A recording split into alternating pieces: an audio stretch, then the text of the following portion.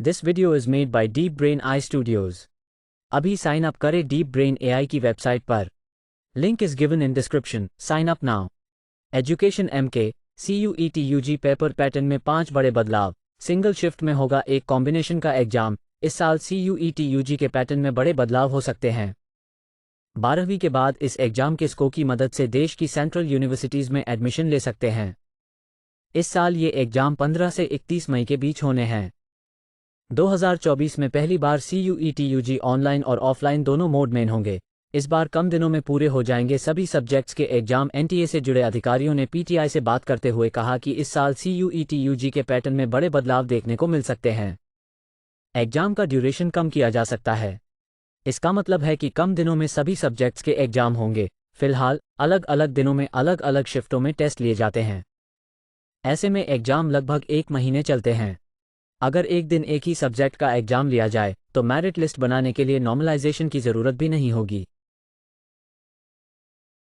दोनों मोड में एग्जाम होने से बच्चों को नज़दीकी टेस्ट सेंटर मिलेंगे। ऑनलाइन और ऑफलाइन दोनों मोड में एग्जाम होने से ज़्यादा स्टूडेंट्स को एग्जाम देने का मौका मिलेगा।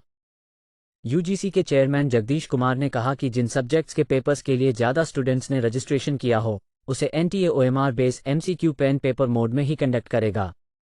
इससे हमें सब्जेक्ट वाइज एग्जाम सेंटर बनाने और सेंटरों की संख्या बढ़ाने में भी मदद मिलेगी। नंबर ऑफ एप्लीकेशन के हिसाब से तय होगा एग्जाम का मोड। UGC चेयरमैन ऑनलाइन और ऑफलाइन दोनों मोड में एग्जाम हो सकते हैं।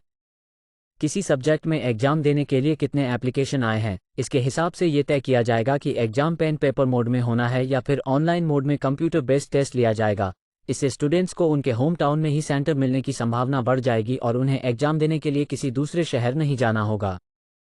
वहीं जिन सब्जेक्ट्स में कम रजिस्ट्रेशन होंगे उनके टेस्ट ऑनलाइन लिए जाएंगे। UGC चेयरमैन ने कहा, पिछले 2 सालों तक हमें एक ही सब्जेक्ट के पेपर कई दिनों तक अलग अलग शिफ्ट में लिए गए।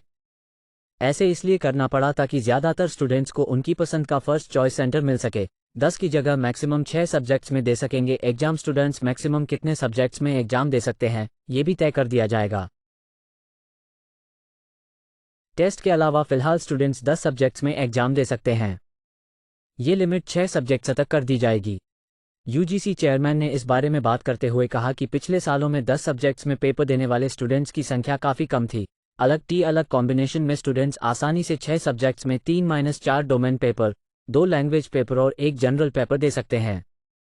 इससे अलग अलग कॉम्बिनेशन में एग्जाम का शेड्यूल तैयार करने में भी आसानी होगी। एग्जाम में मॉडरेट डिफ़िकल्टी लेवल के सवाल आएंगे। क्वेश्चन पेपर के डिफ़िकल्टी लेवल पर बात करते हुए UGC चेयरमैन ने कहा, एग्जाम मॉडरेट डिफ़िकल्टी का ही होगा।